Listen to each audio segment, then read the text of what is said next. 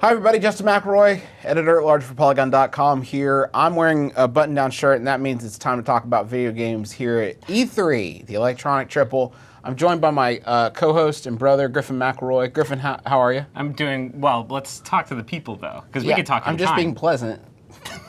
We're joined by... Hi. We're joined by Jonathan Jacques-Belletete. He's the executive art director for Deus Ex. I remembered your name, but not the name of your game. Excellent. Deus Ex Mankind Divided. And the game's executive director, Jean-Francois Dugas.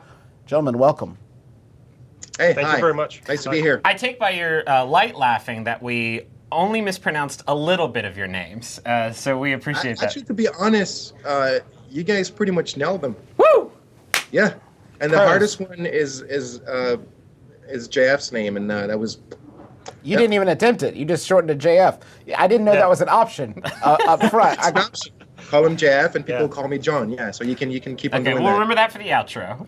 Keep on the full ones. That was pretty good. What was the number one piece of feedback that you received about Human Revolution that you were eager to sort of address in Mankind Divided? It was definitely the boss fights. Like everybody was unanimous that it was the best boss fights ever in a video game. Like more. I wish it had been. I wish it was Shadow of the Colossus style. Only boss fights. More of those boss fights. I hate it.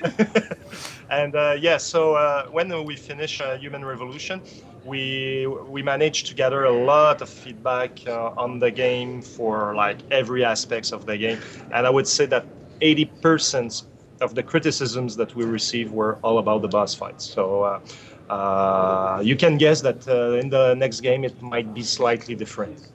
Yeah, on the art side, is really about like the tech, right? Like Human Revolution was a game I like to believe fairly well received for its art direction and all that. However, on the tech side, on the engine side, it was quite lacking. So a lot of the criticism as well, visually speaking, was towards that.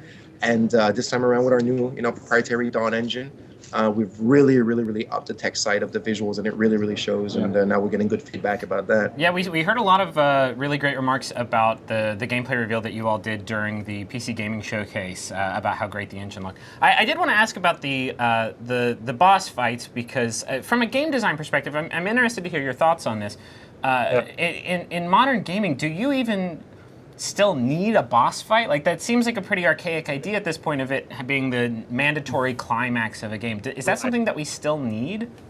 Well, actually, our idea with them, it was to stay systemic for the same way as we were with the rest of the game. Yeah. So we never intended to encapsulate them the way they ended up in the final game and forcing you to fight and everything. So they were more supposed, the way we see those boss encounters is more like kind of reusing the systems that you use all the way through the game and just having a more climatic moment possible or have some more theatricality to the experience. So not everything is always on the same kind of beat. So we want to push some buttons here and there when we can. But on Human Revolution, the problem that we had is that we had some production issues that we had to cope with, and at some point unexpected things happened to us in which we were, oh my God, we cannot fulfill the vision for the bosses.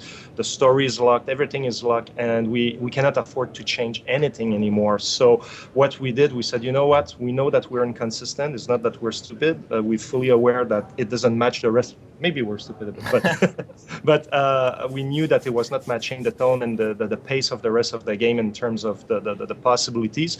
So we said, if we cannot match the design logic throughout, at least we'll make them entertaining. And it was out of a success and out of a failure because for those who were playing with combat in mind, they said the boss fights were really nice, and for them it was not a problem. But all of those other players who were really stealthy and trying to stay hidden and play non-lethally or whatsoever they were doing, now they were like, oh my God, like what am I supposed to do here? This game's not supporting me anymore. Exactly. So, but that's the part we failed. We said, let's make them entertaining, not too difficult, but this is where we failed. So, as someone oh, sorry, go ahead. No, sorry, go ahead. Oh, Scott. Too many polite people in this interview. interview. No, go ahead with what you're saying.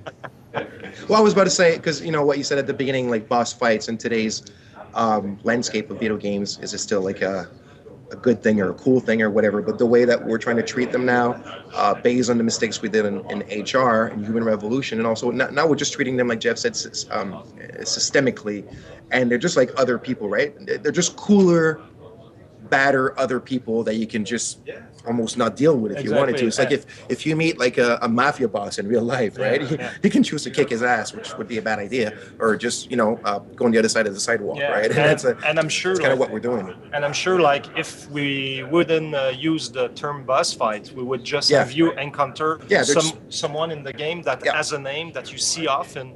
Players, when they would be confronted to that guy, they would probably go by themselves, oh, it's a boss fight, even though we didn't say a thing, and it plays roughly the same way as the rest of the game. So. And ignore him. As somebody who kind of took a full-on combat approach, the other thing I sort of struggled with in Human Revolution was the way power cells sort of limited my ability use. And this probably says more about me than it does about the game itself, because I just wanted to constantly be sprinting and unloading on dudes and using all my powers constantly. Is that something that you're tweaking all in Mankind Divided, or is that sort of core to the experience of the game? Well, the economy of the energy is core to the experience of the game, but the way we did it in Human Revolution, it was maybe too harsh. You're supposed to be the man 2.0, and yet you're still running after your chocolate bars to just pounding the baby Ruths. I'm gonna own you guys in a second. We finish this Snickers. Exactly. It's always this battle between the system and the fantasy. You know what I mean? It's like there's the fantasy of, yes, I'm like this super badass 2.0 augmented guy, but yet there still needs to be a game and a system. But maybe we just push a little too much on the system. Well, and at some point you lose this idea that you're an actual person in the world. Like you start to get a little disconnected if you become too powerful. So it's kind of a balancing act, and since we learned so much since the release of Human Revolution, we, like John just said, we were maybe a little bit fearful that if it's too easy and people don't use the augmentations or all the multi-pathing, the multi-solution in the game and everything.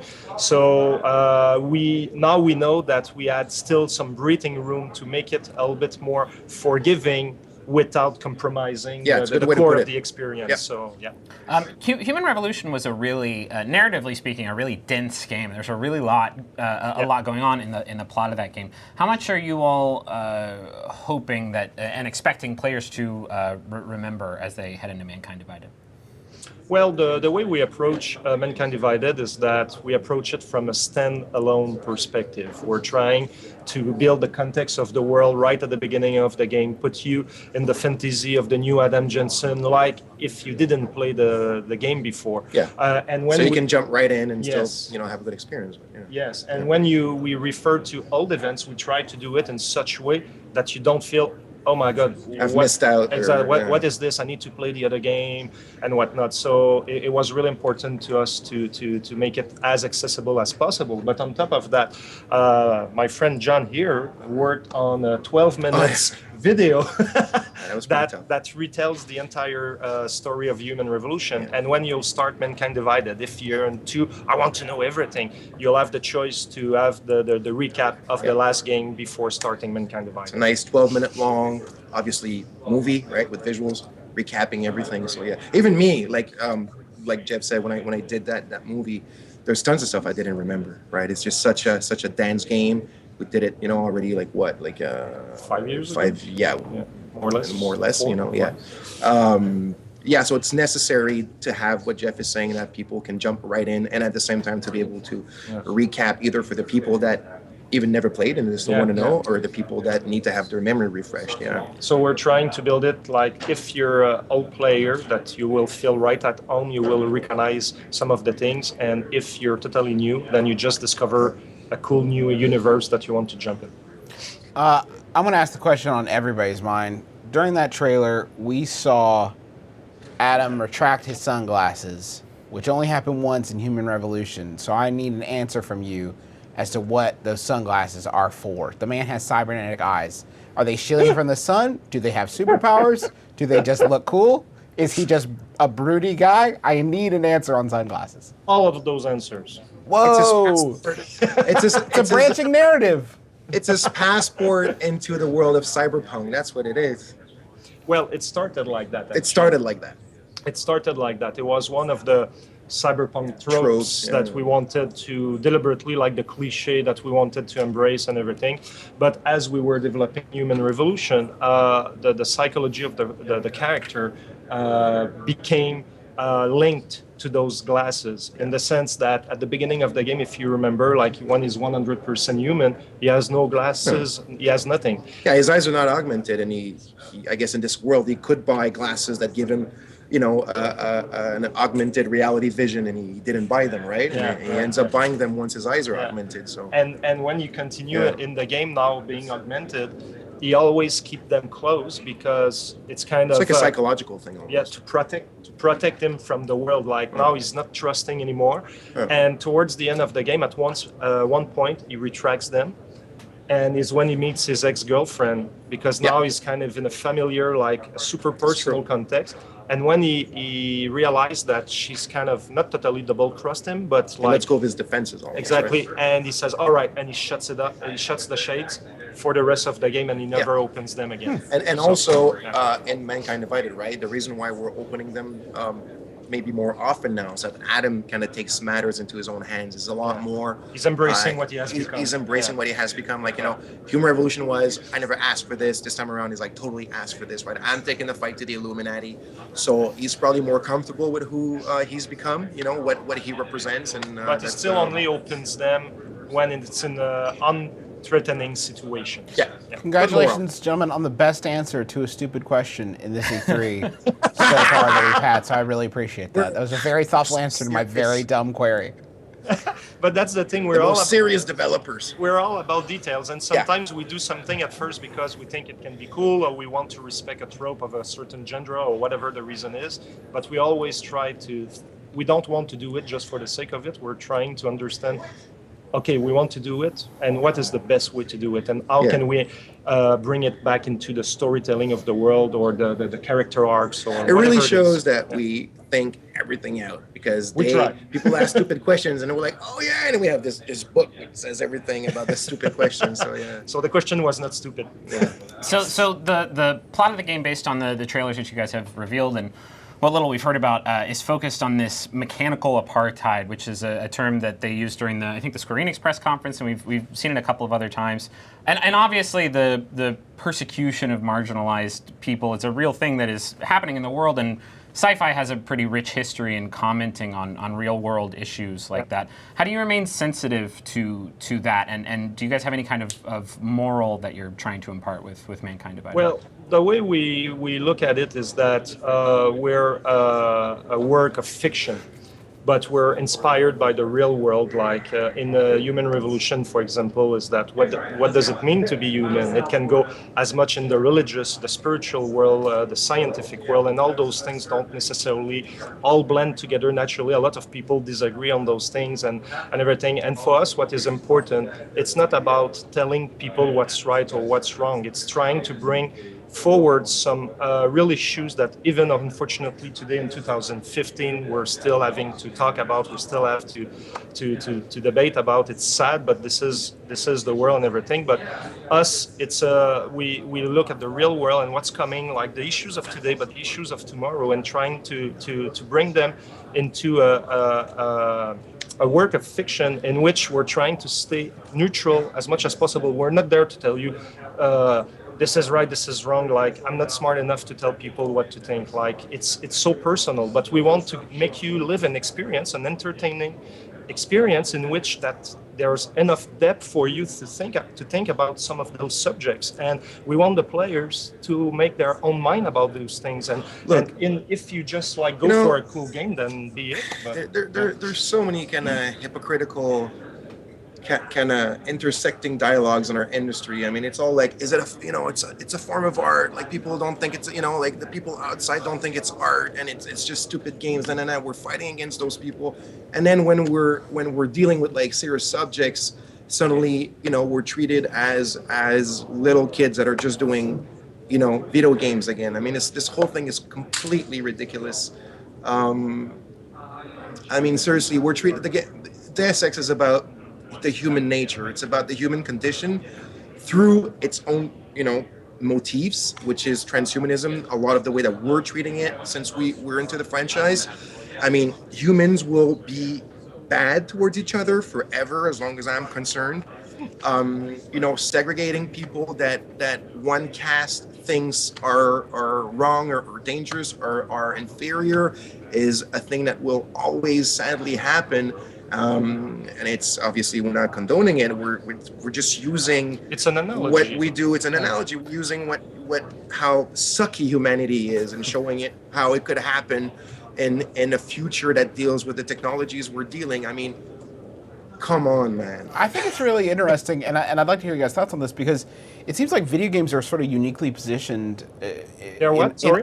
Uniquely positioned. Okay. I think they're uniquely positioned compared to all other forms of media in that they don't have to be about a message that's coming one way from an author to the person ingesting it.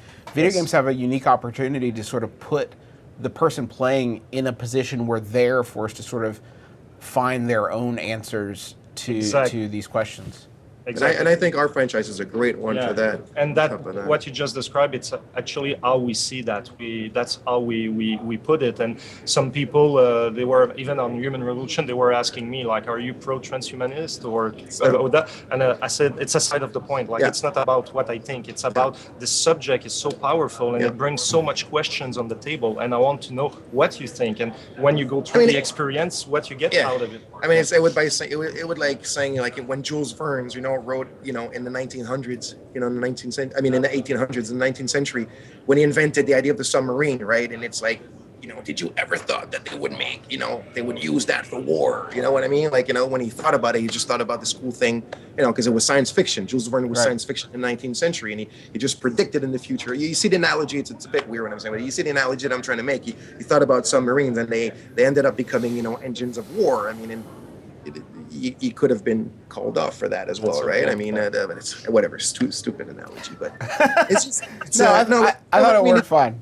Thank you. But it's a medium, right? We're trying to kind of show what could happen to people in a world, in the world that they're depicting, and I think it's quite realistic. And we're talking about augmentation, and the question in the first game was like, what it means to be human. Should we be everything we can be, yes or no? And there's a lot of people with different positions on that subject, on that question. Yeah. And now we played with Human Revolution, and something went bad with augmented people. Yeah. So, okay, when something terrible like the events of the last game happen, how is it going to shape the world, and how is it going to increase the division between the naturals and the augmented people? And that's the question that we explore. So us, it's all through the transhumanism.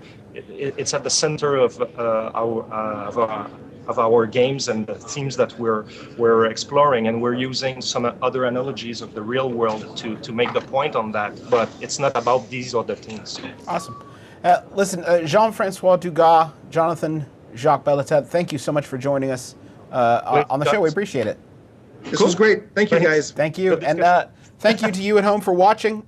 We appreciate it. We'll have a lot more for you on Polygon.com, so stay tuned.